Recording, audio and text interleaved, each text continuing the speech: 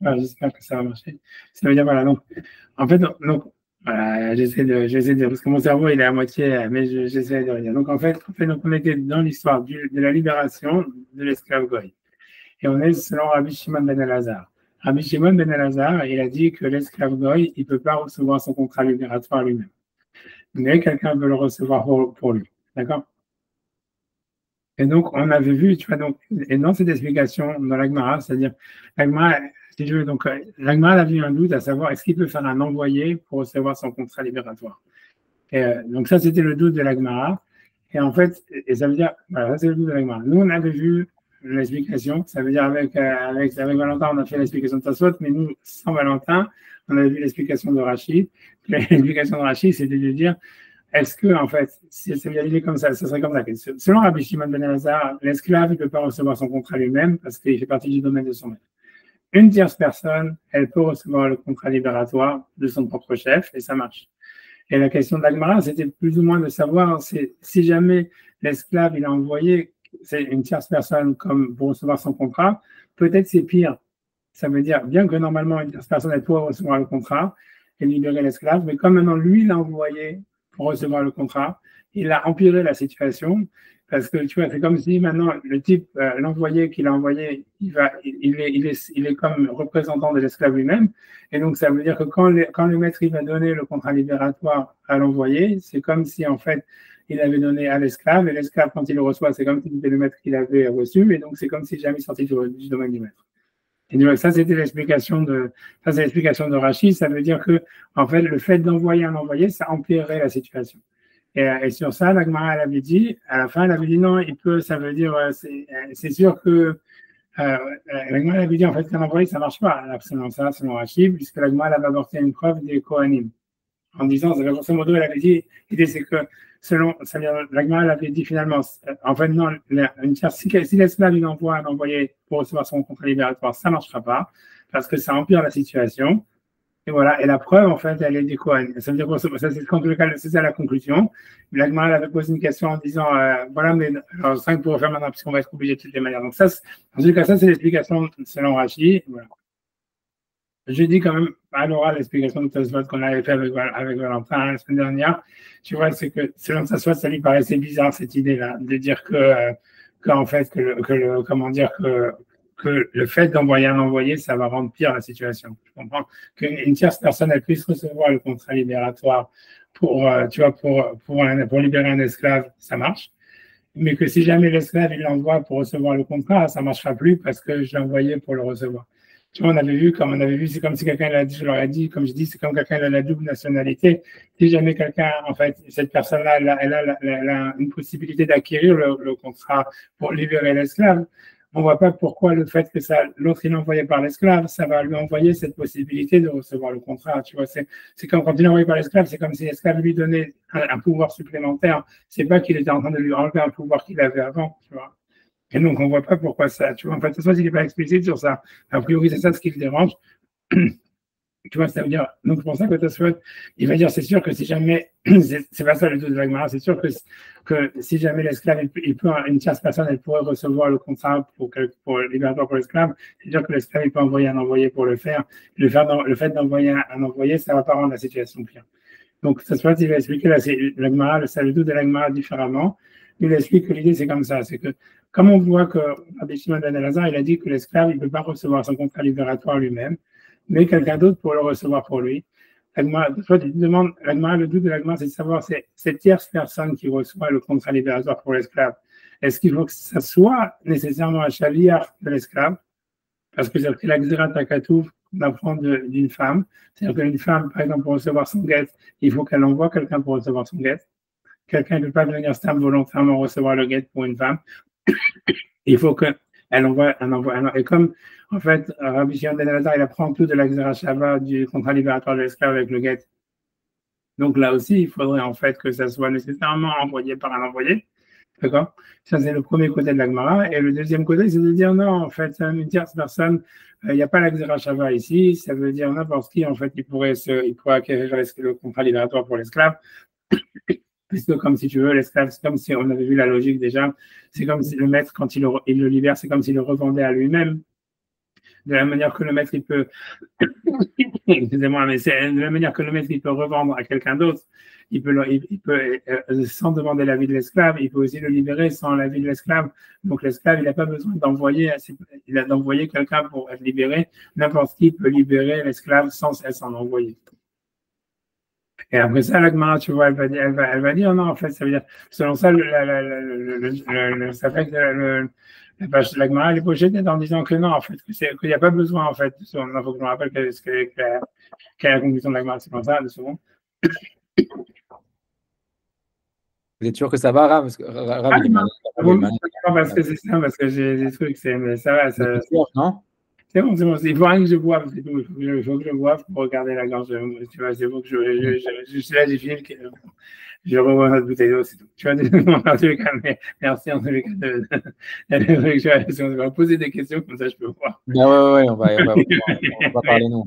Valentin, il va continuer le cours. On peut lire, c'est que je lis, ça peut m'aider. Alors, je prends aussi un verre d'eau. Selon ta soit, c'est vraiment, ça reste une Zatakatou, qu'en fait, il peut l'envoyer comme une femme. C'est-à-dire de la même manière qu'une femme, en réalité, elle doit envoyer quelqu'un pour recevoir son guet. Là aussi, tu vois, là aussi, en fait, l'esclave, il peut envoyer quelqu'un pour recevoir son guet libératoire. Ça, c'est ça la conclusion de la Gemara, tu vois. Donc, c'est ça les deux explications. Encore une fois, ce qu'il faut se rappeler, c'est ces deux explications. Selon Rachid, l'idée, c'était de savoir, en fait, on sait qu'une tierce personne, elle peut recevoir un guet pour un esclave, et c'est comme ça que ça marche. Mais est-ce que si jamais l'esclave, il envoie en tant que chaliar, ça empire la situation? Et donc, c'était ça le doute de la Gemara. Est-ce que ça fait que ça marche pas? Et la Gemara a dit non, finalement, ça empire pas la situation, ça marche. Ça, c'est selon Rachid. Selon Tosfot, la Gemara, elle n'avait jamais un doute comme ça. Elle savait que le fait d'envoyer quelqu'un chaliar, ça ne peut pas empirer la situation. La question était de savoir, est-ce que ça doit être nécessairement le chaliar de l'esclave? Ça veut dire la tierce personne qui reçoit le contrat libérateur, est-ce qu'il doit être nécessairement la personne? Est-ce qu'il doit être nécessairement le chaliar de l'esclave pour que ça marche? Ou parce qu'on apprend du guet? Et la conclusion de la Gemara, c'est que oui, c'est comme ça que ça doit être. Donc, voilà, donc ça, c'est ce qu'on avait fait la semaine dernière avec Valentin. Okay. Maintenant, tu vois, là, on va passer dans le deuxième, parce que l'histoire, c'est comme ça. C'est que, OK, donc, la Gemara, après avoir dit ça, en disant, tu vois, elle avait dit, ouais, c'est comme Isha et tout ça, blablabla, la Gemara, elle avait dit, OK, la Gemara, elle avait dit comme ça, elle a dit, mais si jamais tu dis, en fait, que l'idée est comme ça, c'est si jamais tu penses, quelle que soit l'explication, que quand quelqu'un reçoit un contrat libératoire pour un esclave, c'est parce qu'en fait, c'est comme s'il est le chaliar, enfin, grosso modo, ou même s'il est le chaliar, ou si uniquement il est le chaliar de l'esclave. Alors, la Gemara pose une question, elle dit comment est-ce que l'esclave, il peut envoyer un envoyé pour faire quelque chose qu'il n'est pas capable lui-même de faire? Tu vois, ça veut dire lui-même, il ne peut pas recevoir son contrat libératoire. Et maintenant, tu veux dire que si jamais moi j'envoie quelqu'un pour recevoir mon contrat libératoire, ça marche. On n'a jamais vu quelqu'un qui peut envoyer un envoyé pour quelque chose qu'il ne peut pas faire. Et la Gemara, elle a apporté une preuve de quoi? Des Kohanim. Où la Gemara, elle avait dit que si jamais la Gemara, Rabouna, il avait eu un doute, est-ce que les Kohanim, quand ils processent un korban, est-ce qu'ils sont les envoyés du propriétaire du korban ou bien est-ce qu'ils sont les envoyés d'Hachem? Et la Gemara a dit, c'est sûr que c'est les envoyés d'Hachem parce que comme si tu veux, le propriétaire du korban, et lui, il n'a pas le droit de processer un korban, il ne veut pas envoyer un Kohen faire quelque chose que lui-même, il ne pourrait pas faire. Et donc la Gemara, c'est à cette étape-là, on va s'arrêter à cette étape de la question. La Gemara, elle pose la question, elle dit donc, en fait, ça veut dire, donc, à cette étape de la question, l'idée, c'est de dire, voilà, ça veut dire, comment ici tu dis que l'esclave, il peut envoyer un envoyé pour recevoir son contrat libératoire alors que lui-même ne peut pas le recevoir. Alors qu'au niveau des Kohanim, tu dis, voilà, un Israël, il ne pourrait pas envoyer un Kohen pour faire son korban, puisqu'il ne peut pas le faire lui-même. C'est contradictoire. C'est ça, c'est à ce niveau-là, on se pose, on va dire, cette question. OK, d'accord, maintenant, OK, donc, voilà. OK, maintenant, sur ça, c'est pas dire partir sur un problème, ça veut dire sur une technicalité, donc ça veut dire l'idée est comme ça. Maintenant, c'est parce que la question maintenant, si on prend sur les après j'arrête les introductions et je dis tout ça, mais ça veut dire en fait c'est comme ça, c'est que cette histoire-là du Kohen étant l'envoyé du Israël ou d'Hachem, Rachid avait expliqué, donc en fait, c'était quoi à quel sujet la Gemara se posait cette question? C'était si jamais le propriétaire du korban, il avait fait le vœu de ne pas tirer profit du Kohen. Et donc l'idée est de savoir, c'est si jamais, a priori, c'est-à-dire c'est une Gemara dans les Darim, c'est si jamais en fait, le Kohen, il est l'envoyé du propriétaire. Donc, en fait, si quelqu'un il a dit, voilà, ce Kohen-là, je ne veux pas que ce soit lui. Donc, en fait, OK, le Kohen en question ne veut pas apporter le Corban pour le propriétaire, il faut attendre un autre Kohen. Mais si jamais on dit que le Kohen est le Shaliach d'Hachem, il est l'envoyé d'Hachem et pas l'envoyé du propriétaire, donc ça n'a rien à voir. Ça veut dire, même si jamais le propriétaire il a dit, je ne vais pas tirer profit de ce Kohen, c'est pas ton envoyé, le Kohen, c'est l'envoyé d'Hachem. D'accord? Et selon ce que le Gemara dit ici, ça voudrait dire que le Kohen, il est l'envoyé d'Hachem, et donc que le propriétaire, en fait, même s'il a fait un vœu de ne pas tirer profit du Kohen, le Kohen, il peut processer le Corban pour lui. D'accord? C'est la conclusion de la Gemara chez nous. C'est clair? Et voilà, la question de Tosfot, ça va être que quand tu regardes la Gemara là-bas, tu vois que la Gemara, elle est restée dans le doute, elle a pas tranché en disant, si jamais quelqu'un il a fait le vœu de ne pas tirer profit du Kohen, alors le Kohen, il peut quand même apporter le Corban pour lui parce que c'est un envoyé d'Hachem. Quand tu regardes la Gemara là-bas, la Gemara dans Nedarim, elle est restée dans le doute, elle a pas tranché. Et donc, tu vois, c'est difficile. Pourquoi est-ce qu'ici, la Gemara, en fait, elle apporte la Svara de Ravuna comme étant quelque chose d'indiscutable, alors que là-bas, ça reste quelque chose de douteux. Ça va être ça la question de ta soirée. Donc, je fais dans les mots. Après, si c'est pas clair, vous me dites. D'accord. Ok, Damar Ravuna. Donc, je suis le Tasfot Damar Ravuna. D'accord. C'est bon. C'est la terre d'Imel Amodbet, 23b. Et Tosfot, c'est en fait, tu vois, c'est je sais pas me dire, le troisième Tosfot de la page, si on compte le premier, ça veut dire là, si tu vois, c'est dans les grandes lignes de Tosfot, au milieu des grandes lignes de Tosfot, dans le premier paragraphe des grandes lignes de Tosfot, Damar Ravuna. C'est bon? Ouais. Alors, on dit donc Damar Ravuna. Donc, Ravuna, il a dit, Ane Kohané Shloché de Rahamananim. Ça veut dire, c'est Kohanim. Donc, ces Kohanim, ce sont les envoyés d'Akadosh Baruch Hu et pas les envoyés du propriétaire, puisque le propriétaire lui-même ne peut pas envoyer un envoyé pour quelque chose qu'il ne peut pas faire. Alors, il dit, Pirouj Bakun 13, donc ça veut dire, il a été expliqué dans Rashi, dans Kun 13, dans le cahier, dans Rashi, de Maïré, Lénian, Akravat, Korbanot, que ça parle en ce qui concerne le fait d'apporter les Korbanot. Voilà, donc, Benaka Mina, et ce qui en déduit, ce qui sortirait Nafka, c'est ce qui sort Mina de ça. Ça veut dire, c'est bon, tout le monde est avec moi, tout le monde est bon. Ouais. D'accord. Ok, j'ai dit ouais. Ouais, c'est bien, je crois que ça veut dire. 23B, tu vois. Ouais, 23B, tu vois, qui est dans le paragraphe d'en bas, là où il y a les grandes lignes. C'est pour ça que je ne me retrouvais pas. Ah, d'accord, j'ai bien fait de demander, mais je voyais le regard. Des mairies, c'est quoi, Rav? Des mairies, pour je compte 13, des mairies, il semble. Oui, des maïrés qu'on parle. Maïré, on parle en arabe. Maïré, ça veut dire, tu vois, c'est comme les affaires, tu vois. C'est le combienième Tosfot? Si tu vois, en fait, ça dépend parce que tu vois, il y a dans 23b, il y a un grand Tosfot, tu vois, qui avait commencé la page d'avant. Et tu vois, donc normalement, quand ça commence les grandes lignes, si tu as une page normale, tu vois, dans la dernière petite ligne de Tosfot, il y a Maou. C'est Yud Gimel Amoudbet, n'est-ce pas? 23, 4 Gimel. Hein? 23, 4 Gimel. 4 Gimel. Ah ouais, je suis à l'ouest totalement. Kaf.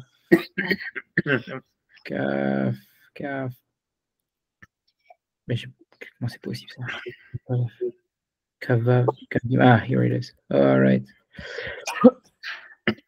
Non, j'ai que des petites deals. Kav Gimel Amoudbet. Descends. Tout en bas, j'ai 2 grandes lignes. Ah, les grandes lignes de Tosfot, vous voulez dire. Ok, Tosfot. Pirouche Shakun 13, got it. Merci beaucoup. Ok, super. Attendez, c'est bon. J'arrive. On pêche Shakun 13, donc Rachid a expliqué. Des maïrés que l'on parle. Maïré, c'est-à-dire que l'on parle. Des ignan au sujet. À cravate, à korbanot. Donc, d'apporter des sacrifices. Par exemple, ça, à cravate. La crif, c'est rapproché. Korbanot, c'est un korban. C'est-à-dire korban, c'est du mot rapproché. Karev, c'est rapproché des gemmes. Voilà, kravat à korbanot. Venafka mina. Venafka, ça veut dire il sort mina de cet enseignement de Ravuna qui disait que les Kohanim, en fait, sont les envoyés d'Hachem et pas les envoyés du propriétaire. Les Inyan, en ce qui concerne le sujet de Moudar Anahar. Donc, Moudar, c'est celui qui a été l'objet d'un vœu. Anahar, de tirer profit. Mina Cohen sur du Cohen. C'est-à-dire, encore une fois, si jamais quelqu'un avait fait le vœu de ne pas tirer profit d'un Cohen, le Cohen, il peut quand même apporter le sacrifice de cette personne, puisqu'il est l'envoyé d'Hachem et pas l'envoyé du propriétaire. Chez Cohen, donc ce que ça soit dit, chez Cohen, Moutar, Kriv Korbanotar, que le Cohen, il a le droit, un Moutar, c'est permis pour lui, il a Kriv d'apporter Korbanotar, son Korban. D'accord? C'est bon? Ok. Ouais, c'est bon. Donc maintenant, ici, donc encore une fois, donc ici, il y a marqué Théma. Je vous avais déjà dit Théma, en fait, quand ça soit, tu poses une question. Voilà, Théma, c'est assez étonnant, mais c'est quand tu dis Théma avec un Hey, ça veut dire que c'est une question très forte. En général, tu vois, il n'y a pas de réponse. Ou quand il y a une réponse, tu vois, en fait, ça veut dire, voilà, ça veut dire que quand il va répondre par rapport à une base où il va remettre en question ce qu'il a dit avant. Quoi. Donc, simplement, donc, attendez-vous à une question forte. Tu vois, voilà. Donc, Théma, ça veut dire, donc c'est étonnant. Donc, quelle est la question? Les mashma aha, des mashma, c'est parce qu'il semble, on déduit d'ici. Mashma, on déduit. On peut écouter aha ici. Et des pshita, que c'est évident, pour lui. Ça veut dire que c'est évident pour Ravuna que les Kohanim, ce sont les envoyés d'Hachem et pas du propriétaire. Et à tel point qu'on faisait ça une preuve en disant comment tu pourrais dire que l'esclave, il peut envoyer à quelqu'un pour recevoir le contrat libératoire. Ah voilà, on ne peut pas envoyer un Cohen puisque voilà, on ne peut pas envoyer quelque chose sur quelque chose qu'on ne peut pas faire nous-mêmes. Donc c'est vu comme quelque chose d'évident que le Cohen, il est l'envoyé d'Hachem et pas du propriétaire. Et dit, mais la source de cet enseignement-là, ça veut dire, c'est le cas que Rashi a ramené en tous les cas. Ça veut dire que tu vois, elle a ramené l'enseignement de Ravuna sans dire de quoi il parle. Ravuna, il a dit simplement dit, voilà, les Kohanim, c'est les envoyés d'Hachem et pas du propriétaire, parce que les propriétaires, ils ne peuvent pas envoyer quelqu'un faire quelque chose qu'ils ne pourraient pas faire eux-mêmes. Tu vois. Ok, c'est tout. Tu vois. Donc maintenant, et c'est Rashi qui a dit que c'était la nafkamina, si quelqu'un avait fait un vœu et tout ça. Et donc, ça soit, il va demander, il dit, mais c'est pas possible, parce que Maseret Nedarim, dans le traité de Nedarim, dans le traité des vœux, où justement ce cas il est mentionné, quelqu'un qui a fait le vœu de ne pas tirer profit du Kohen, est-ce que le Kohen il peut apporter le sacrifice pour lui? Mais le Perek En Ben Amoudar, donc dans le Perek que Rashi l'a ramené, donc dans le 35b, le Perek dans les Darim, Baé, l'Agma elle s'est demandé, Baé ça veut dire là le doute, Hane Kohane, est-ce que c'est Kohanim, Shlouché de Rahamana, est-ce que ce sont les envoyés d'Hachem? Shlouché c'est des envoyés de Rahamana, Rahamana ça veut dire le miséricordieux, ça veut dire Hachem, à vous. Est-ce qu'ils sont les envoyés d'Hachem? Ou bien ce sont les envoyés de nous, du propriétaire. Vélo Ifsheta. Mais là-bas, quand tu vas regarder la Gemara dans les Darim, la Gemara, elle reste dans le doute. Elle reste pas, elle prend pas une décision. Elle prend pas une position arrêtée sur le sujet. Elle reste, elle sait pas. Elle dit, donc, elle reste, voilà, elle est pas sûre. Vélo Ifsheta. Et donc, je finis la phrase. Il dit, la fin de la question, et pourquoi, donc, Amaï, c'est pourquoi l'eau maïté, maïté, ça veut dire apporter, maïté, apporter, l'eau maïté, pourquoi on n'apporte pas un hatam, ça veut dire là-bas, comme sham en hébreu, pourquoi est-ce qu'on n'apporte pas là-bas Ach milita de Ravuna, ça veut dire cet enseignement de Ravuna, Béré Rav Yoshua, donc le Ravuna, le fils de Rav Yoshua, qui est ici, les mifchetés pour trancher le doute. Puisque ici, Ravuna, en fait, il ramène ça veut dire cet argument de dire qu'on ne peut pas envoyer, les Bnei Israël ne peuvent pas envoyer les Kohanim pour apporter le sacrifice, puisqu'ils ne peuvent pas eux-mêmes le faire. Donc les Kohanim, ils sont les envoyés d'Hachem. Ici, la Gemara le ramène comme étant un raisonnement, on va dire, non remis en question, non questionnable. Elle en fait une preuve, elle en fait même une question, en disant voilà comment est-ce que l'esclave il pourrait envoyer un envoyé pour recevoir son contrat libératoire alors qu'il ne veut pas le faire lui-même. Donc elle fait de ce principe de Ravuna une question, et Rachid lui dit en fait ouais, ce principe-là il a été dit en ce qui concerne un propriétaire qui aurait fait le vœu de tirer profit du Kohen. Alors, mais comment c'est possible? Parce que ce cas-là que lui-même Rachid a ramené, est-ce que un Kohen, un Kohen il peut apporter le sacrifice d'un propriétaire dont il est Moudarana lorsque le type il a fait le vœu de tirer profit? Ça reste un doute dans la Gemara. Alors, selon ce qu'on dit ici, la Gemara aurait dû dire c'est permis, puisque en fait, le Kohen, c'est pas l'envoyé d'Israël, du peuple d'Israël, c'est un envoyé d'Hachem, et donc ça devrait être évident que c'est permis. Alors pourquoi la Gemara là-bas, elle reste dans le doute? Tu vois, la question, elle est évidente, elle est simple, tu vois, c'est simple. Tu vois, c'est tout. Tu vois, c'est une question. C'est voilà. Comment est-ce que la Gemara ici, elle prend comme une chose évidente que le Kohen est le chaliar du peuple d'Israël, pardon, d'Hachem, parce qu'on ne peut pas envoyer quelque chose, un envoyé faire quelque chose qu'on ne peut pas faire soi-même. Et comment ça se fait que la Gemara, quand elle se demande là-bas le doute, est-ce que quelqu'un qui a fait le vœu de ne pas tirer profit du Kohen, est-ce que le Kohen peut apporter le sacrifice pour lui ou pas? La Gemara là-bas, elle dans les Darim, elle reste dans le doute. Donc c'est contradictoire, c'est une contradiction entre les deux passages de la Gemara. Pourquoi la Gemara là-bas, elle a un doute, c'est clair? Non, donc ça y est, que Valentin il s'endort, et que je puisse avoir droit encore à la vision du malach qui lutte contre le sommeil pour utiliser la Torah. Donc la réponse de Tosfot, donc Tosfot il dit que la première réponse de Tosfot elle est simple, mais il va dire 2 secondes, ok. Ok, Viesh Lomar, donc je suis Viesh Lomar, donc je suis à peu près dans la 3e ligne vraiment du Tosfot, au milieu. Voilà. Alors la première réponse, je la lis, la première réponse de Tosfot, c'est pas une réponse extraordinaire, alors elle est très simple, il dit Viesh Lomar, il a lieu de dire des orchés, que c'est l'habitude, des Gemara, de la Gemara, du Talmud, où c'est, on va dire, Bekama Durte, Bekama c'est dans quelques cas, Bekama dans quelques, Durte c'est des endroits en araméen, dans quelques, voilà, Bekama Durte, Bekama Mekomot, ce sera en hébreu, dans quelques endroits. Des lo mifsheta, ça veut dire où la Gemara, elle apporte pas une preuve, elle apporte, on va dire, elle va pas être pochée tête, elle va pas prendre une décision. Et là, si ce n'est Mishnah ou Mibraïta, si ce n'est que si on a une preuve d'une Mishnah ou d'une Braïta, donc d'un enseignement qui date de l'époque de la Mishnah, des Tanaïm, Afalgav, des Masen et Nifshat, Midivre Amorae, bien qu'on aurait pu apporter une preuve des paroles des Amoraïm, ça veut dire des auteurs de la Gemara. Alors qu'est-ce que ça veut dire? Ça veut dire, grosso modo, simplement, il veut dire ça. Il dit Ravuna Vered Rav Yoshua, c'est un auteur de la Gemara. C'est pas un auteur qui date de l'époque de la Mishnah. Donc, en fait, c'est possible que, tu vois, la Gemara, ok, elle n'a pas voulu citer cet avis là-bas. Donc, quand elle a le doute, est-ce qu'un Kohen, il peut processer le korban d'un juif qui a fait le vœu de ne pas en tirer profit? Tu peux dire, voilà, en fait, oui, c'est un doute. Bon, c'est vrai qu'on aurait pu apporter, oui, à Ravuna Barader Yushua qui dit que c'est sûr que oui, parce que c'est l'envoyé d'Hachem. Mais on n'a pas ramené parce que, tu vois, c'est pas une Mishnah, c'est pas une Braïta. Et donc, comme l'auteur de la Gemara là-bas, il pensait que l'avis de Ravuna Barader Yushua, elle était discutable. Et que ça ne pouvait pas emporter être une preuve. Un truc comme ça. Ça, c'est ce que Tosfot il veut dire, mais Tosfot il est d'accord que cette réponse elle est très faible, parce que tu vois, ici, la Gemara, elle pose une question de l'enseignement dans Ravuna Barader Yushua.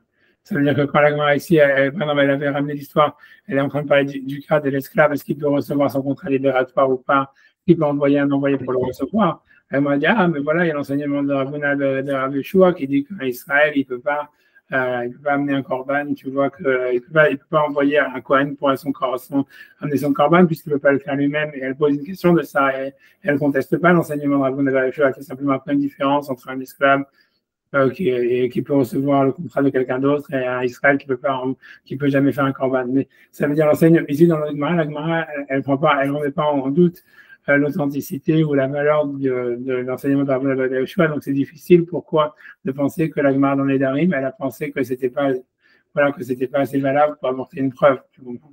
Mais en tout cas, c'est ce que Tosfot dit. La première réponse de Tosfot, c'est simplement de dire un truc comme ça, de dire voilà.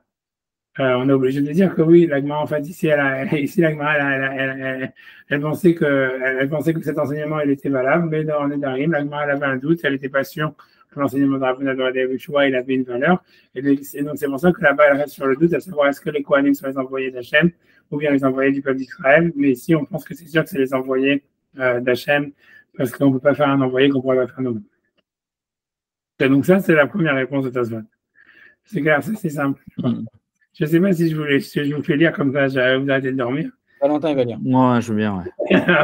ok, super. Alors, donc, maintenant, là, je laisse dire pour le truc le plus compliqué. Maintenant, tu as donc Inami. Donc, tu vois, Inami, c'est-à-dire ici aussi. Donc, voilà, donc ça, c'est la deuxième réponse de Tosfot, tu vois. Inami. Tu vois, c'est à peu près. Ivad et. Tu vois, c'est. Reshum, Ben, et là. C'est ma scène, je comprends pas tout de Viesh Lomar, si tu veux. Viesh Lomar. Ah, Viesh Lomar, je l'ai. Alors, tu vas relire de. Alors, comprends pas tout là. Attendez, j'avais mais vous inquiétez pas, je vais me reconnecter, ça va vraiment m'aider. Veyesh Loma. Ah oui, non, mais d'accord, ok. Veyesh Lomar, ok. Deoraite de Gemara avait Bekama d'Urte. Des orchés. Delo. Orché, ça veut dire, c'est l'habitude de. Ah, ok, c'est pas toi. Tu vois, comme Orachaim, etc. Ok. Orche de Gemara avait, ok, Bekama d'Urte. Delo. Mufshate Ela. Mimishna. O Miwaita, Afalgav de Matse Lemish. Les Mishpa, les Mishat, mi livré, ok. Mi livré à Moré. Inami, ok. Ini Yesh Lomar de Atam, Achi qui me baillait Ani Kan Shluche de Rachamana, Dafka. Dafka Nineo. Velo Shluche Diden Klal. O Dilma, Avenami, Shluchedidan, Benafkamina, שאם היה הכהן מקריב שלא לדעת בעלים, היא שלוחי דרחמנה נמי נינהו.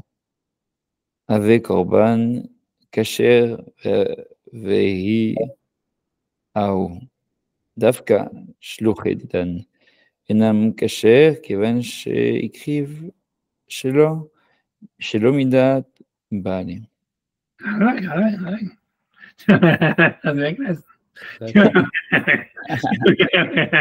Exercice de lecture en OCP. Mais bon, le truc, c'est que tu vois, c'est difficile d'expliquer ce que tu veux dire. Enfin, je vais essayer d'expliquer, tu vois, ça veut dire comme ça. En grosso modo, il veut dire comme ça. Il veut dire, pour dire simple, déjà, avant de commencer à faire des calculs, on va dire simple, il veut dire en fait que Ravuna et la Gemara dans les Darim, ils parlent de deux choses différentes. C'est-à-dire, donc la Gemara dans les Darim, c'est clairement, elle parle de cas que Rachid a dit. Donc, le cas d'un type qui a fait le vœu de ne pas tirer profit du Kohen, est-ce qu'il peut amener son korban ou pas? Et sur ça, il dit ça soit que la Gemara reste dans le doute. Ça veut dire oui, peut-être pas. C'est pas sûr, peut-être. On va voir. Et la Gemara, en tout cas, c'est ça ce qu'il y a là-bas. Mais ici, il dit que Ravuna, il parle d'autre chose. Lui, il parle d'un autre cas. C'est quoi le cas dont on parle ici? C'est, imaginons que le type, le propriétaire, il amène un korban au Beth Amikdash. Mais voilà, il voulait l'amener, mais bref, je sais pas, il est parti, je sais pas, à manger au resto en attendant, il y a la queue là-bas, il est parti, je sais pas quoi, il dit je reviendrai dans 20 minutes. Et en attendant, le Kohen, il voit le petit animal là qui combatte et qui est tout ça, il dit voilà, on n'a pas le temps ici, et ce sont parce qu'il s'était pressé. Donc il dit voilà, il processe le korban, alors que le propriétaire, il est même pas au courant que le Kohen, il a fait le korban. Et donc, lui dit, c'est ça, ici, c'est de ça ce que Ravuna parle. Ça veut dire, si on dit, c'est ça ce que Ravuna parle. Il dit, si jamais le Kohen, en fait, c'est le chaliar, ça doit être l'envoyé du propriétaire.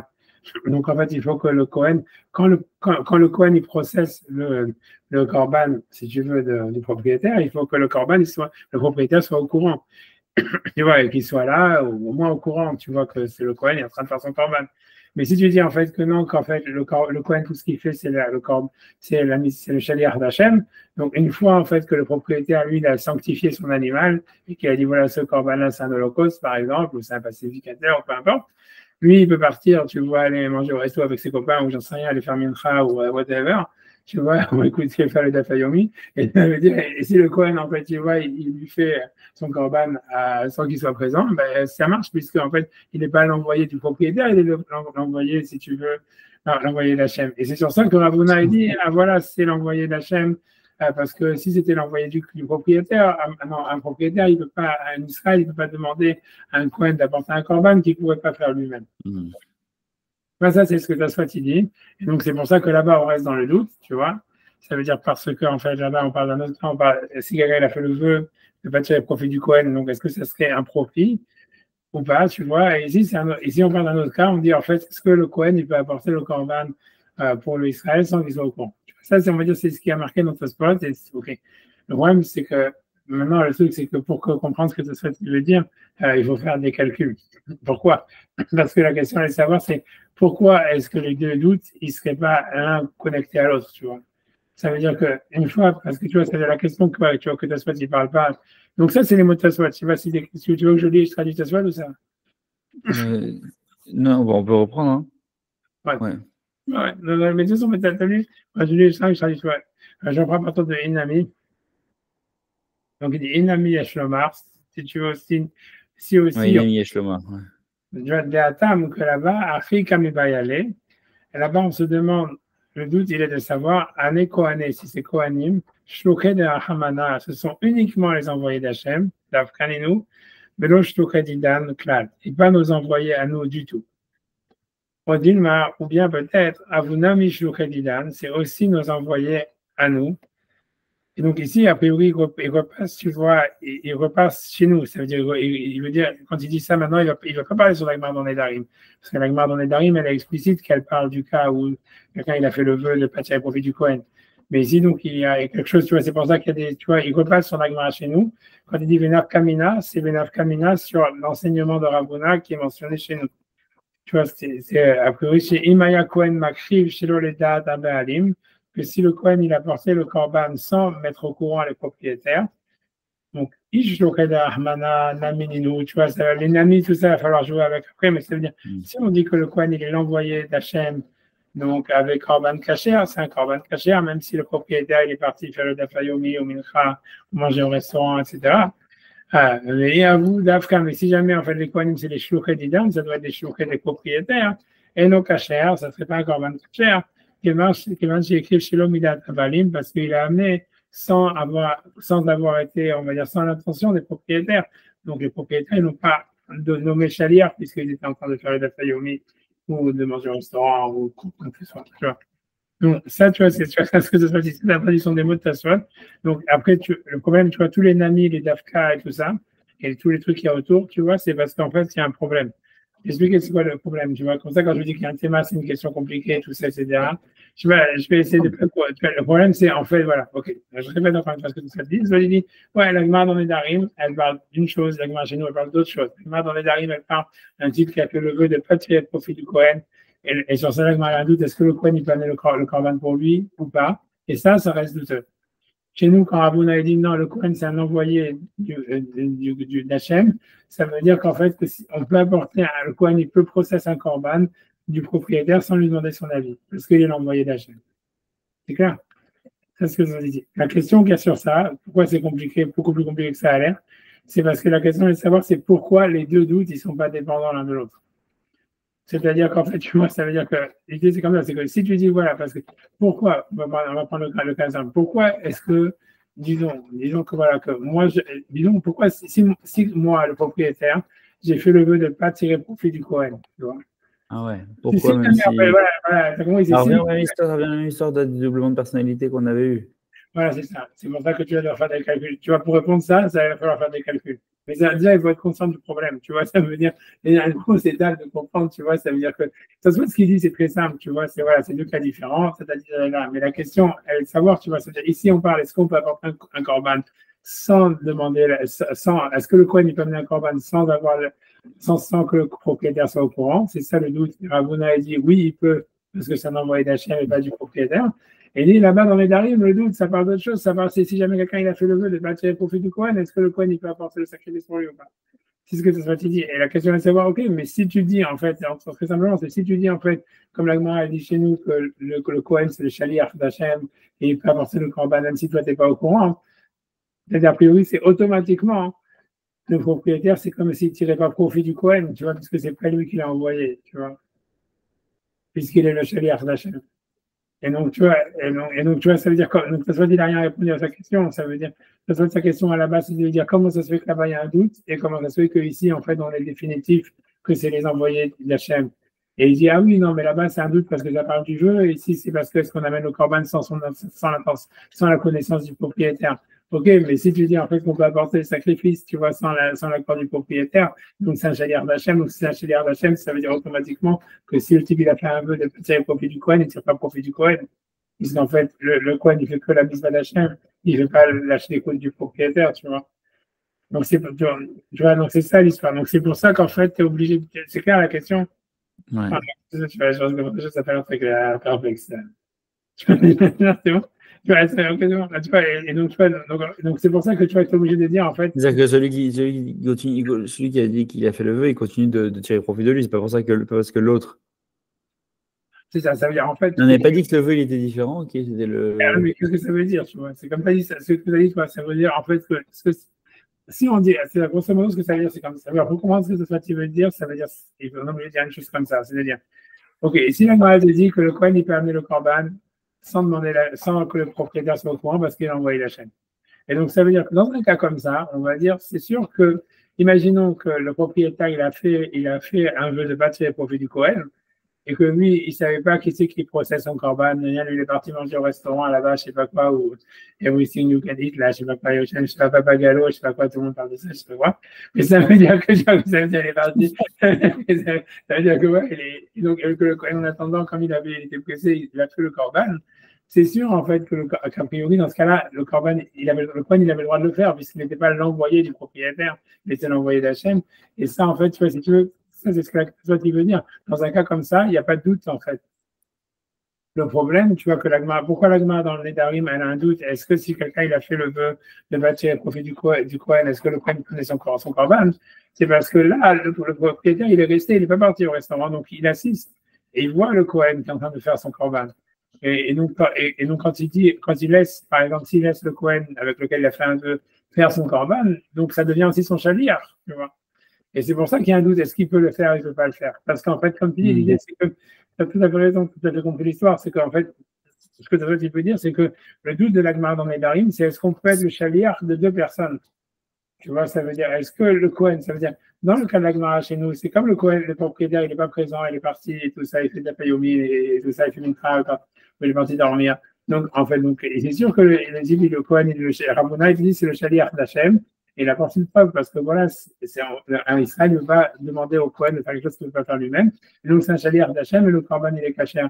Mais si jamais, la question de la Gemara là-bas dans les Darim, c'est si jamais, en fait, le Kohen lui-même, maintenant, le propriétaire, il est présent et il envoie, on va dire, il dit même explicitement, OK, je laisse ce Kohen faire mon Corban et moi, je suis présent. Et alors que ce Kohen-là, c'est un Kohen qui avait fait un vœu de ne pas tirer profit de ce Israël ou vice-versa. À ce moment-là, là, le problème, il est que, OK, c'est le Kohen, c'est un chaliar d'Hachem, mais maintenant, c'est aussi mon chaliar. Et donc, dans le fait que c'est mon chaliar, ça fait que j'en tire profit, tu vois. Et sur ça, l'agma a un doute. Ça veut dire que le doute de l'agma, c'est de savoir est-ce que les deux, la shlichut, elle peut se superposer, tu comprends? En fait, tu vois, ça veut dire est-ce que la shlichut, elle peut se superposer à la shlichut du propriétaire, elle peut se superposer à la shlichut d'Hachem, et c'est ça ce qui rendrait le problème, tu vois.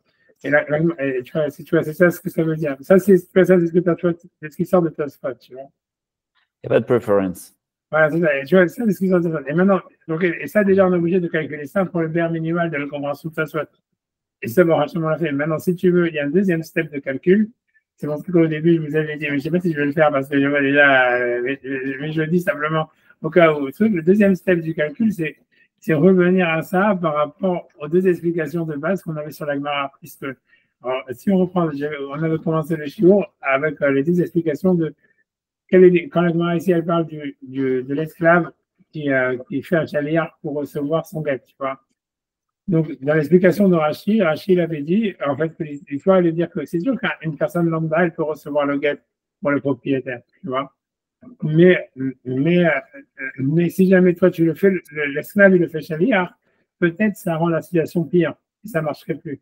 Parce que tu vois, comme on avait déjà vu, l'idée c'est que, en fait, quand le chaliar il te procure son pouvoir, donc tu viens, même si la tierce personne à la base elle peut recevoir le guet pour libérer l'esclave, mais comme maintenant l'esclave il a fait chaliar, donc en le rendant chaliar, il a amoindri sa force. Tu comprends? C'est comme si tu veux, il a mis un. Il est handicapé. Voilà, c'est comme je dis, c'est un petit peu avec l'Europe, avec Ronaldo, que tu vois quand il y avait Mbappé, que tu vois, c'est des équipes qui ont marqué 0 but, parce que quand tu as des attaquants qui font rien, et que c'est des stars, ça devient un handicap plutôt qu'un truc, tu vois. Donc ça veut dire que, je sais pas si c'est un bon exemple, mais en tout cas, l'idée, c'est que c'est pour essayer de vous réveiller, mais ça va pas marcher. Mais ça veut dire, en fait, tu vois, ça veut dire ouais, non, que le fait d'envoyer un chaliard, ça veut dire, ça peut devenir un handicap, tu vois. Ça veut dire, alors que normalement, être le chaliard de l'esclave, ça devrait être quelque chose. Ah, c'est encore. Si déjà je peux le faire sans être son envoyé, à plus forte raison, je pourrais le faire si je suis son envoyé. Selon Rachid, non, c'est comme maintenant, c'est ton envoyé. Alors, ça fait un handicap et ça marche plus, tu vois, parce que lui, il peut pas recevoir son guet. Donc maintenant, toi, tu peux pas le recevoir pour lui, même si tu aurais pu le recevoir. Etc. Et Tosfot, il avait dit non, on dit pas une chose pareille. Tu vois, si vous vous rappelez. Parce que Tosfot lui dit non, le but de la Gemara, c'est sûr que si jamais la personne, elle vient d'elle-même recevoir le guet et qu'elle pourrait le faire, c'est sûr que le fait d'envoyer un chaliard, ça va pas empirer la situation. Tout le doute, c'est de savoir est-ce qu'il faut que ça soit son chaliard d'une manière nécessaire à cause de la Xéra Shava qui est avec le divorce. En disant que de la même manière que quelqu'un ne peut pas recevoir, une femme, une personne ne peut pas se porter volontaire de son propre chef pour recevoir le guet d'une femme. Donc, quand on a la Xéra Shava, aussi, tu vois, ça veut dire une personne, elle ne pourrait pas se porter volontaire pour recevoir le guet. Donc, si tu te rappelles de ça, tu comprends en fait que ce que Tosfot dit chez nous en ce qui concerne le Kohen, en disant même si le Kohen en réalité c'est un envoyé d'Hachem et il pourrait apporter le sacrifice sans l'avis du propriétaire, mais si jamais le propriétaire il l'envoie comme son envoyé parce qu'il a tiré profit et il a fait le but de pas tirer profit de lui, ça va empirer, tu vois. Ça veut dire qu'en fait on revient sur la même idée. Ça veut dire que c'est comme ça, c'est que a priori cette réponse de Tosfot elle dépend en fait de l'explication de Rashi ça veut dire que de Rashi et de Tosfot sur le premier point au niveau de l'esclave qui envoie un envoyé. C'est-à-dire pour expliquer en deux mots, c'est comme ça. Si jamais tu dis en réalité que, comme Rachid, ça veut dire que normalement, une tierce personne, elle peut recevoir le contrat libératoire de l'esclave. Elle peut le recevoir. Mais si l'esclave, il l'envoie en tant qu'envoyé, il lui enlève cette force-là. Il devient un handicap et il lui enlève cette force-là. Donc, tu peux comprendre que la Gemara de Nedarim, elle dit la même chose au niveau du Kohen. Ça veut dire, le Kohen, si jamais le propriétaire, il n'est pas là, et le Kohen lui-même, il décide d'apporter le Korban, il est cachère. Mais si jamais le propriétaire, il est présent et il décide d'envoyer le Kohen, et il avait fait un jeu de ne pas tirer le profit du Kohen, ça devient un problème. Tu vois, ça veut dire, c'est dans la même logique. Ça veut dire que deux shlichut, elles peuvent se superposer. Le Kohen, il est en même temps le chaliard d'Hachem, et ça marche, en même temps le chaliard du propriétaire. Et le fait qu'il soit le chaliard du propriétaire, ça devient un handicap. Et ça annule le fait qu'il était malgré tout le chaliard d'Hachem. Ou tu vois, ça stoppe, tu vois, je sais pas comment traduire, tu vois, ça fait un problème. Et non, voilà, tu vois, c'est comme je dis, c'est le fait de le chaliard de quelqu'un d'autre, ça peut en fait handicaper quelque chose que tu aurais pu faire normalement. Tu vois, comme ici, par exemple, comme dans le cas, pour prendre le cas avec le type qui reçoit le contrat libératoire de l'esclave, ça veut dire le maître, il veut libérer son esclave, il dit, tiens, voilà, reçois pour lui son contrat, ça marche.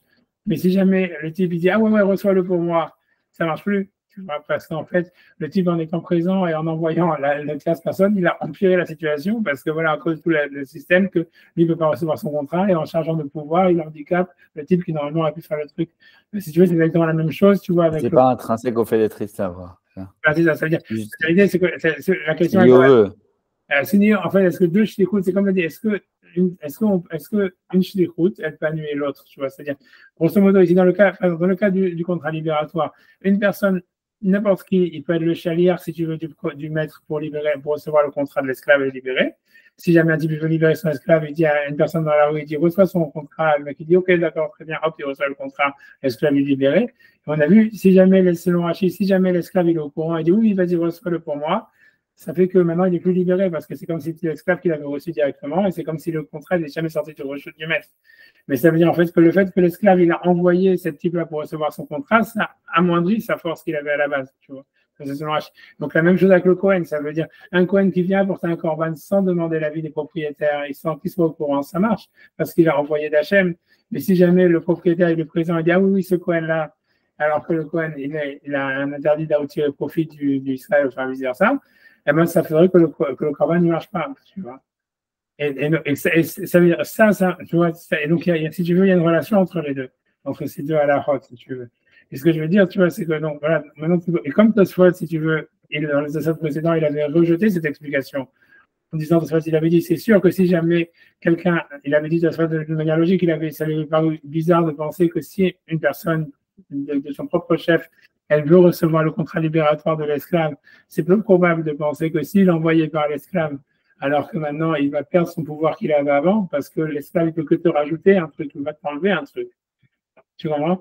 Donc, en fait, c'est-à-dire, si tu dis ça, la même logique, tu le dirais dans le cas de, si tu veux, dans le cas du Kohen. Ça veut dire, une fois que tu dis que le Kohen, il est l'envoyé d'Hachem et qu'il peut apporter le Korban, sans l'avis du propriétaire, ça serait peu probable de penser que si le propriétaire il est au courant, ça enlève, tu vois, le droit du Kohen d'apporter le Korban. Tu comprends? Comment ça ne peut pas se transformer en handicap? Tu vois, puisqu'il est déjà le chaliard d'Hachem. De la même manière que la tierce personne, elle était déjà le chaliard du maître pour libérer, pour recevoir le contrat libérateur de l'esclave. Si tu veux, l'ajout de l'esclave, en fait, si tu veux, il ne va rien rajouter, tu comprends? Donc, ça veut dire, ce que je veux dire par là, tu vois, voilà. Donc, j'espère que ça c'est clair, c'est clair. Vous comprenez la relation entre les deux cas. Et en fait, donc, tu vois, donc, ce que je veux dire, donc, ce que ça veut dire, c'est pour ça veut dire que, en fait, ce que tu as, ce qu'il dit dans la deuxième réponse, tu vois, quand tu veux répondre à ta question, en fait, ça marche selon l'explication que Rachid avait dit. C'est-à-dire que, selon Rachid qui a expliqué que la Souya chez nous, elle nous dit qu'un esclave, c'est sûr, une tierce personne, c'est sûr qu'elle peut recevoir le contrat libérateur de l'esclave. Mais qu'en fait, le problème, c'est que si jamais l'esclave, il le nomme envoie chaliard, ça empire la situation. Donc, selon cette explication-là, on pourrait répondre à la contradiction entre l'Agmara chez nous, qui prend la vie de Ravuna comme étant définitif, et le doute que l'Agmara a dans le cas du vœu du Kohen, en fait, tu vois, qui amène, est-ce qu'il peut apporter le sacrifice d'un Israël ou pas, dont il a interdit de tirer profit. Tu peux répondre comme ça en disant, voilà, ici, Ravuna, il parle d'un cas où le propriétaire, il n'est pas présent, il n'est pas au courant qu'on amène le Korban. Et donc, il est parti au restaurant, et le Kohen, il amène le Korban pour lui. Et sur ça, Ravuna, il dit, ça marche. Parce que le Kohen, c'est un chaliard d'Hachem, pas un chaliard des propriétaires. Parce qu'on ne peut pas apporter, tu ne peux pas être le chaliard, tu peux pas être l'envoyé tu ne peux pas envoyer quelqu'un faire quelque chose que tu ne peux pas faire. Mais l'Agma dans Nedarim, quand elle dit, est-ce qu'un Kohen, il peut apporter un Korban d'un type sur lequel il y a un vœu, de type de profit, ça parle que le propriétaire il est présent et qu'il est au courant que le Kohen c'est son chaliard. Et là, ça devient un problème parce que même si le Kohen c'est le chaliard d'Hachem et c'est suffisant en soi pour que le Korban soit caché, hein, le fait que maintenant il est aussi le chaliard du propriétaire et que le propriétaire il devient un handicap parce que lui, pour une raison XY, on ne peut pas apporter son sacrifice parce que tu vois, c'est en tirer profit. Donc ça renvoie le Korban non caché. Tu vois, et ça, toi, tu dis, on peut tenir cette explication-là selon l'explication de la marque qui dit que ce serait, si tu veux, que dans le cas de l'esclave, c'est la même chose. Mais quand lui, il avait dit, en fait, dans le précédent qu'on a fait avec Valentin, lui, il avait dit, en fait, que pour lui, ça lui paraissait peu probable d'expliquer comme ça. Tu vois, il disait, en fait, que si jamais un citoyen lambda, il pouvait recevoir le contrat libératoire pour l'esclave, c'est sûr, en fait, que c'est pas parce que l'esclave, il est envoyé comme envoyé que ça va rendre la chose pire. Tu vois. Et donc, il avait dit, lui, il avait dit, ça soit dans la deuxième explication, il avait dit que non, que ça fait que l'Agmara, c'est uniquement, est-ce qu'il faut que ça soit son chaliard, parce qu'on apprend une Zara Shabbat du divorce ou pas? Mais c'est sûr que si jamais, voilà, mais c'est sûr que si quelqu'un pouvait recevoir le gars d'une manière volontaire sans être chaliard, c'est sûr que le fait d'être chaliard, ça va rendre la chose pire. Donc, selon cette explication, soit tu ne peux pas répondre ce qu'il dit, en fait, tu vois, dans la deuxième réponse, en disant au niveau du Kohen que s'il est l'envoyé du propriétaire, ça va rendre pire. Parce que il a pensé dans cette idée, il pensait que le fait d'avoir un deuxième shlichut, ça ne peut pas empirer, ça peut pas empirer. Et donc, c'est pour ça qu'il est obligé dans cette optique, il est obligé de rester sur la première réponse, qui est de dire que la Gemara n'a pas voulu apporter une preuve de Ravuna parce que c'est un auteur de la Gemara et pas un auteur de la Mishnah. Voilà, et c'est pour ça que soit il a dit les deux réponses, tu vois. Je sais pas si les gars. Ok, Ravuna, et attendez, parce que dans Darim, c'est qui parle? De la Gemara, dans les Darim, c'est comme ça, c'est ça ma doute. La question de c'est la Gemara qui a. Mais la question c'est de dire comment ça se fait que la Gemara chez nous, elle prend l'enseignement de Ravuna comme quelque chose de définitif, alors que dans la Gemara, dans le Darim, elle reste sur un doute. Est-ce qu'un Kohen, il peut apporter, quand il a tiré le Korban d'un type sur lequel il y a eu un vœu ou pas? Et la Gemara reste dans le doute. Ça se dit comment ça se fait, la question de base de Tasfot, c'est comment ça se fait que la Gemara dans les Darim, elle reste dans le doute. Si elle amène l'enseignement de Ravuna comme étant définitif, comme quoi c'est sûr que c'est le chaliard d'Hachem et pas le chaliard du propriétaire, parce qu'on ne peut pas faire quelque chose qu'on ne peut pas. Et donc, il a dit la première réponse, il dit, OK, c'est comme s'il dit, il n'y a pas de réponse. Il dit, en fait, comme Ravuna, c'est un auteur de la Gemara, si tu veux, dans les Darim, elle n'a pas voulu apporter une preuve d'un auteur de la Gemara, parce qu'a priori, l'auteur de la Gemara là-bas, il n'était pas convaincu de cette logique, un truc comme ça. Mais c'est difficile comme réponse, tu vois. C'est pour ça que quand il a posé la question, il a posé avec un hé, c'est une question très forte, tu vois, pour lui. Parce que tu vois, c'est difficile de dire que tu vois, la Gemara, elle n'a pas voulu. Ici, elle prend l'enseignement de Ravuna comme une chose évidente. Là-bas, tu vois, elle le ramène même pas. Tu vois, alors que c'est le même cas. Alors que c'est des cas. Voilà, c'est le même cas. Mais c'est pourquoi. Donc, il donne quand même cette réponse. Et après ça, il donne la deuxième réponse. Il dit non, c'est deux cas différents. Ici, en fait, le type, il n'est pas au courant. On parle d'un propriétaire qui n'est pas au courant que le Kohen, il amène le Corban. Et là, Gemara te dit, Ravuna, il te dit simplement que le Corban, il est caché parce que c'est un envoyé d'Hachem. On n'a pas besoin que le propriétaire soit présent. Alors que là-bas, dans les Darim, ça parle d'autre chose. Ça parle que le Kohen, les propriétaires, ils sont présents. Le propriétaire est présent et il sait que le Kohen, il amène le Corban. Tu vois, tu comprends? Ça, c'est la deuxième réponse à ça. Et tu vois, et donc je dis, tu vois, simplement que pourquoi Tosfot il vient les deux réponses, etc. C'est parce qu'en fait, tu vois, l'idée, c'est que cette deuxième réponse de Tosfot, elle est, en fait, si tu veux, elle peut se comprendre que si jamais tu expliques comme Rashi, c'est-à-dire que deux shlichut, ça peut se superposer. Le principe, ça serait que être l'envoyé de deux personnes, ça peut se superposer, c'est-à-dire que le Kohen, il peut être et l'envoyé d'Hachem et l'envoyé du propriétaire, et qu'en plus, une des shlichut, si elle a un problème technique, elle pourrait annuler.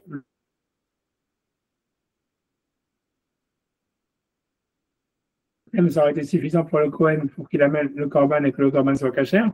Mais comme en même temps maintenant il devient aussi le chaliard du propriétaire, et que dans le fait qu'il est le chaliard du propriétaire, il y a un problème technique parce qu'il a fait un vœu de ne pas tirer profit, ça fait capoter tout le système, tu vois.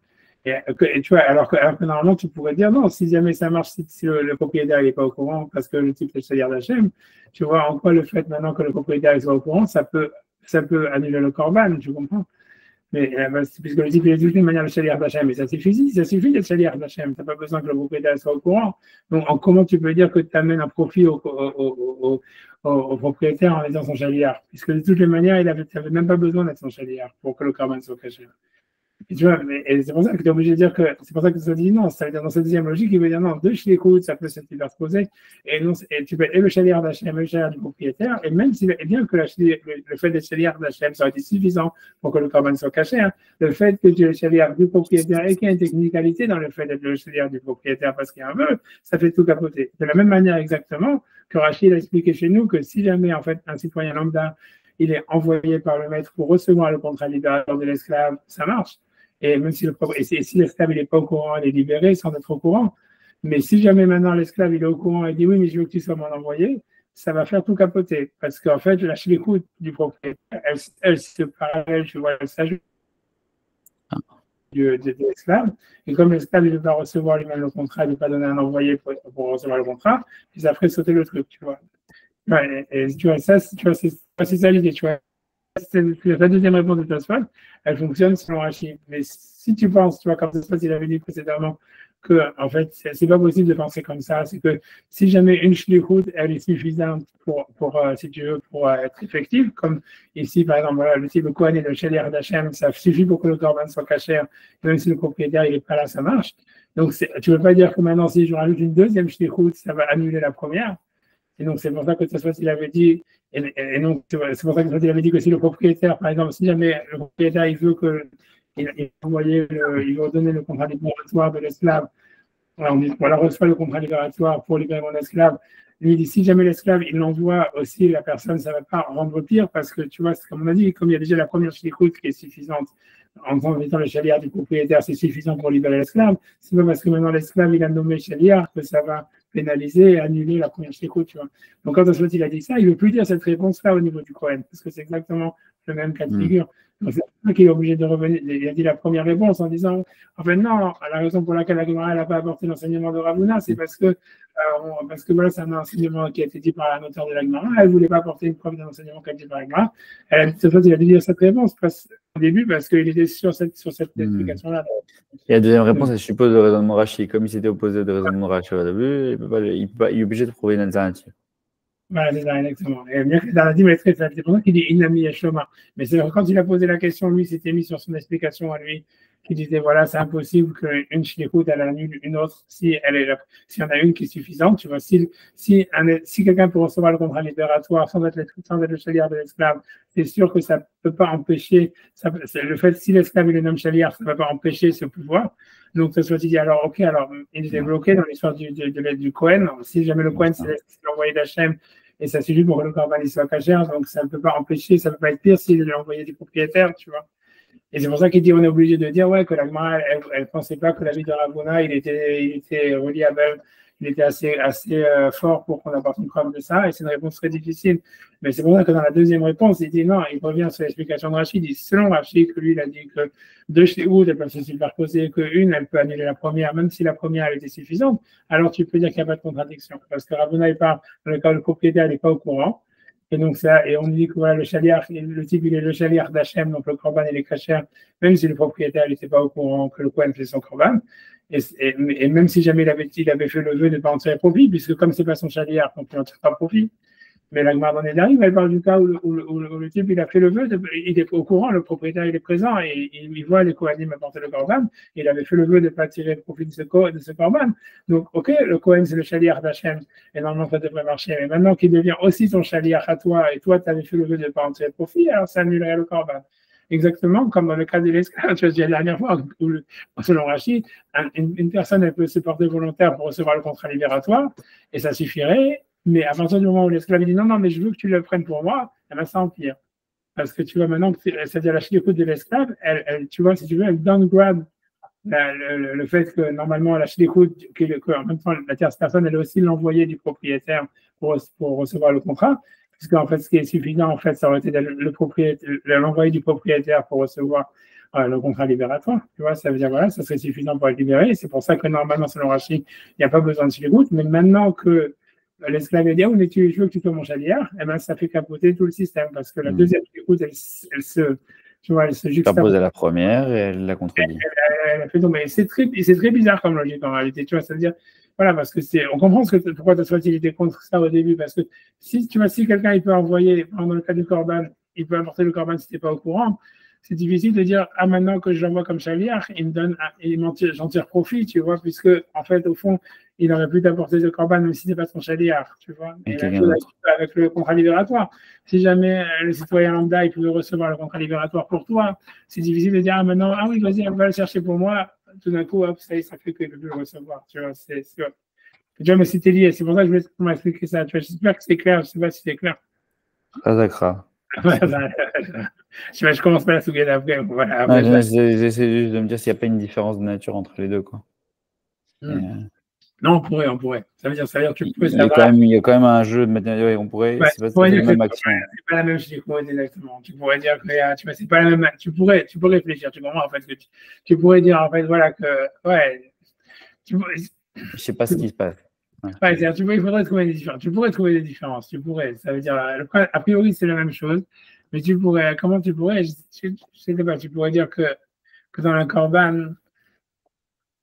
Tu vois, c'est comme s'il y a deux parties ou un truc comme ça, tu vois. Ça veut dire que tu pourrais dire que dans le contrat libératoire, c'est vraiment une seule action libératoire, tu vois. Ouais. C'est que l'action est shaliach pour recevoir. Alors que le neder, il faut qu'il ait fait un neder avant. C'est pas parce qu'il pas le truc, genre, il fait un neder pour que ça se passe. Même, tu peux dire, non, Stam, tu pourrais dire, c'est-à-dire ce que tu pourrais dire comme ça, c'est même si, voilà, je sais pas, par exemple, tu vois, un truc comme ça veut dire un truc comme ça, comme je sais pas comment expliquer. Imagine, tu vois, voilà, là où tu vois ça tous les jours, tu vois, imagine, voilà, le plus simple quand tu fais une brit mila, par exemple, tu vois, et que tu vois, donc normalement, tu pourrais dire, voilà, n'importe quel Moël, tu vois, il est ton shaliach pour faire la brit mila, et en fait, tu pourrais dire après, une certaine manière, c'est pas vraiment la même chose parce que c'est la méthode de brit mila sur le père. Le Moël est le shaliach du père. Mais tu pourrais dire que c'est clair que si le Moël, c'est quelqu'un que tu connais, que tu as choisi et tout ça, c'est pas la même brit mila que si c'est un type, tu vois, que tu n'as jamais vu avant dans ta vie et qui fait la brit mila, qui est ton shaliach, tu vois. Et tu vois, c'est ça ce que ça veut dire. Parce que voilà, il y a un korban qui a amené quand toi tu es au restaurant, ok, c'est cachère et tout ça, etc. Et tu as été qui de ton mitzvah d'amener le korban. Mais c'est sûr que si c'est un Kohen que tu connais, que tu as choisi et tout ça, etc., la mitzvah, elle est différente pour toi, tu vois. Et à ce moment-là, ça s'appellerait que tu tires profit du Kohen, tu vois. Et tu vois, ça serait différent du cas du contrat libératoire où l'esclave, il s'en fout si c'est jamais, tu vois, ça veut dire si le type, il reçoit son contrat libératoire parce que c'est toi qui l'as envoyé ou si c'est un autre type qui l'a envoyé. Tu vois, tu pourrais dire, voilà, ça change rien. En tous les cas, au niveau de la libération de l'esclave, tu vois ce que je veux dire. Donc, c'est là où tu penserais que il n'y a pas deux trucs qui doivent se juxtaposer, alors que peut-être que dans le korban, tu pourrais plus voir un truc comme ça que, voilà, si tu veux, il y a la cache-route du Corban et il y a le profit de savoir que c'est ce Cohen qui a amené ton Corban, tu vois, que tu connais, ou peut-être, tu vois, c'est comme ça. Excusez-moi, mais je dois aller aider ma femme. Ouais, on a fini, on a fini. Merci J'espère que c'était clair, j'espère que c'était clair. La question, il y a l'enregistrement. Merci beaucoup d'avoir fait le cours alors que vous êtes malade. Ouais, mais je te dis, mais ça, moi j'ai l'habitude de ce truc-là, je sais pas si c'est le corona ou je sais pas quoi, mais le truc c'est que en fait, c'est plus je parle, plus ça me guérit. Je sais pas si c'est la Torah, mais j'ai vu que ça, si je fais pas le cours, c'est là où je suis déprimé. Tu vois, après, c'est le moment, bref, je reste tranquille. En tous les cas, merci, Shabbat Tov. Shabbat Tov, de bonnes nouvelles, si Dieu veut. Merci. J'envoie l'enregistrement quand je peux. Merci, Rav.